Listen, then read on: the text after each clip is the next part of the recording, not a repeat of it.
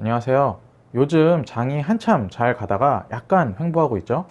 장이 횡보하고 살짝 조정받으면서도 좋은 주식들은 가격이 거의 안 빠지거나 더 오르고 있어서 아마 돈을 잘 버는 기업 위주로 분산이 잘 되어 있는 분들은 포트가 탄탄하게 잘 가고 있을 거라고 생각을 합니다. 이번 팬데믹이 3월부터 시작해서 지금까지 이어져 오고 있기 때문에 3월이 비유하자면 모의고사 느낌이었거든요.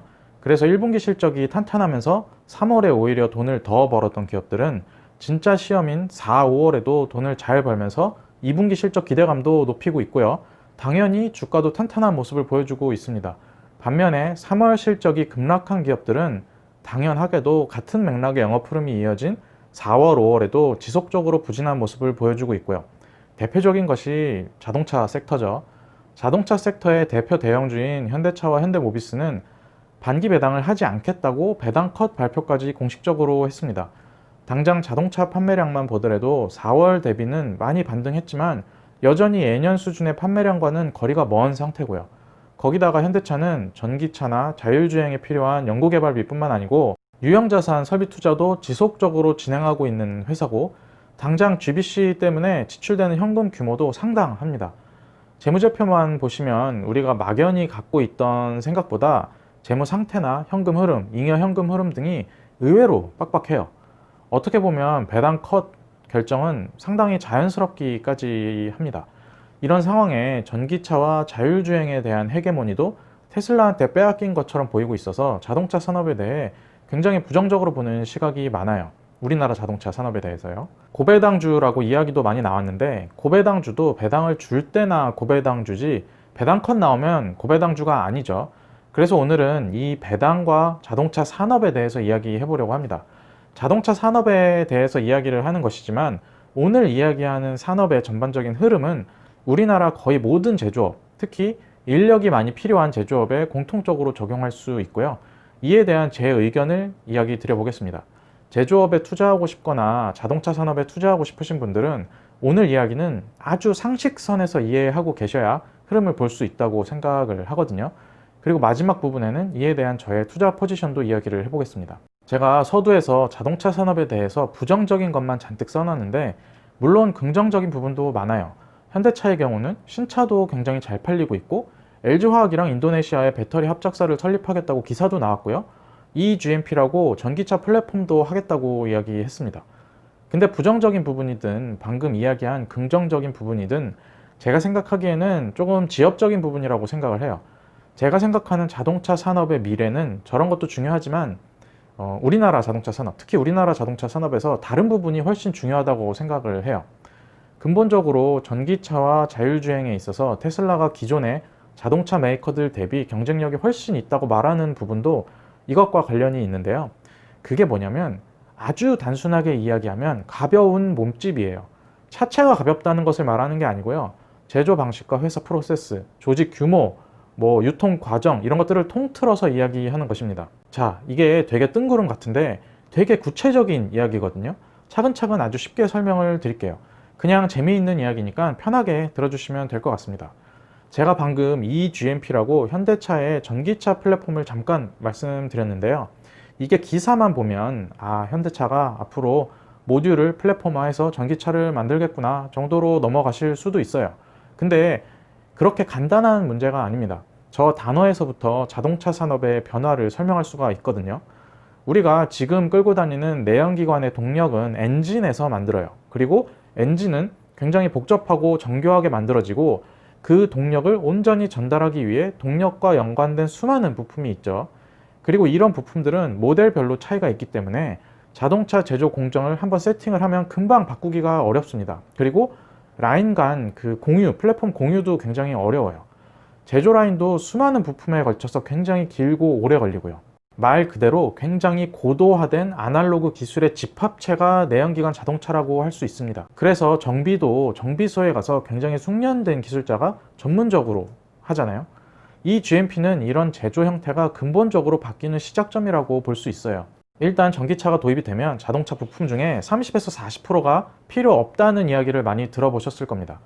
당장 수많은 부품이 집약되어 있는 엔진 관련 부품이 간단하게 전기로 돌리는 모터로 대체되어 버리면 엔진, 클러치, 변속기 관련 수많은 부품이 필요가 없어져요.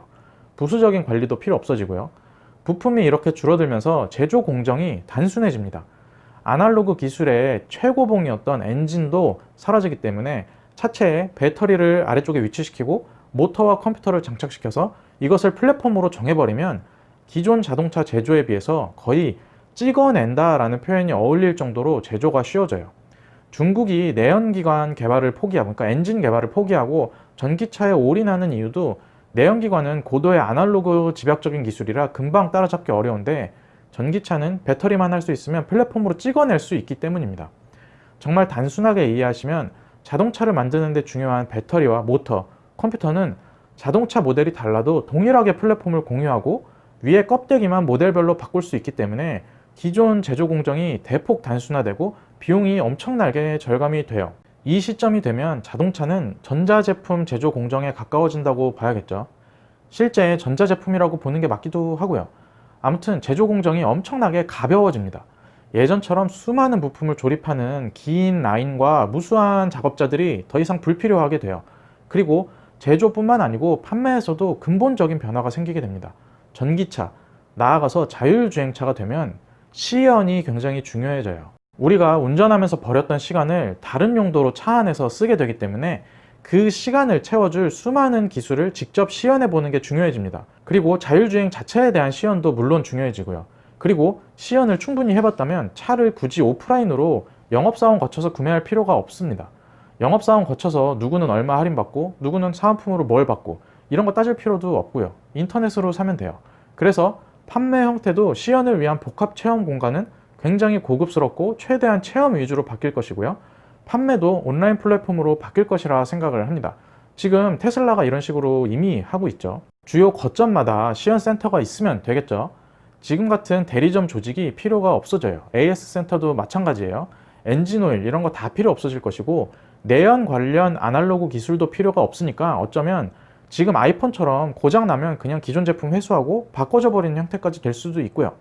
제조와 판매, 사후 관리 등 모든 측면에서 전기차와 자율주행의 등장은 굉장한 변화를 촉발시킵니다. 바로 이 지점이 테슬라와 현대차 혹은 기존 자동차 메이커들의 근본적인 차이가 생기는 지점이에요. 아마 다들 눈치채셨겠지만 전기차와 자율주행의 등장은 기존 내연기관 자동차의 대량 제조를 위한 유형자산의 의미를 상당히 퇴색시킵니다.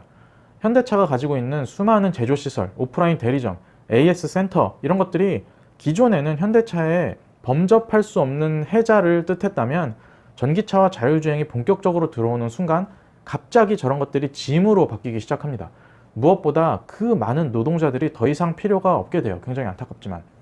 플랫폼이 단순해지고 제조 공정 효율이 대폭적으로 향상이 되고 부품 수가 획기적으로 줄어들면 유형 자산뿐만 아니고 그 유형 자산에서 일하던 수많은 노동자들이 필요가 없어집니다. 그리고 그런 유지비와 인건비는 현대차에 굉장한 부담으로 작용을 하겠죠. 현대차뿐만 아니고 기존 자동차 메이커들은 다 공통일 거예요.